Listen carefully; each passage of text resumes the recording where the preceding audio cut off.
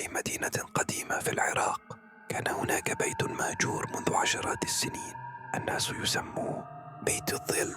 يقولون إن العائلة التي كانت تسكنه اختفت في ليلة واحدة بدون صراخ، بدون دم، وكأن الأرض ابتلعتهم.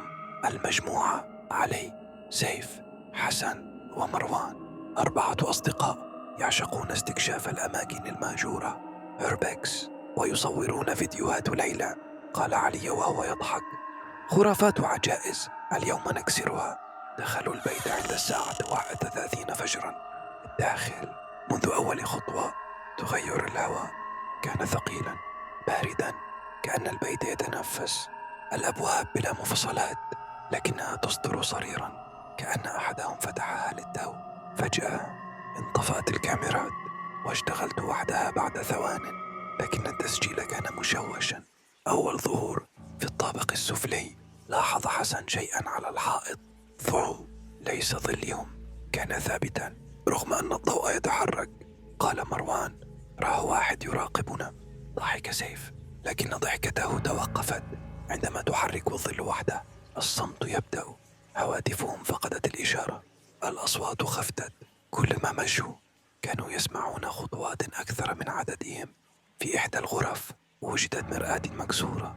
عندما نظر علي فيها لم يرى نفسه، رأى شخصا يقف خلفه. الانفصال، انطفأ الضوء فجأة. صرخة واحدة فقط: حسنان! ثم صمت.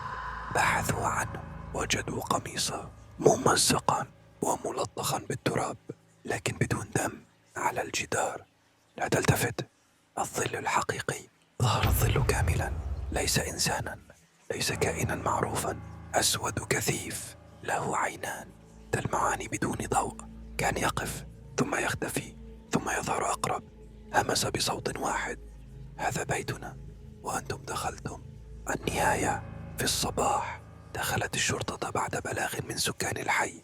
وجدوا علي، سيف ومروان ممددين في الصالون، أعينهم مفتوحة، أفواههم جامدة. سبب الوفاة توقف مفاجئا في القلب من شدة الخوف.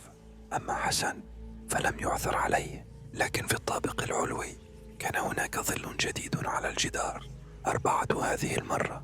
الخادمة منذ تلك الليلة كل من يمر قرب البيت يرى أضواء ويسمع همسات، والظل ما زال ينتظر مستكشفين آخرين.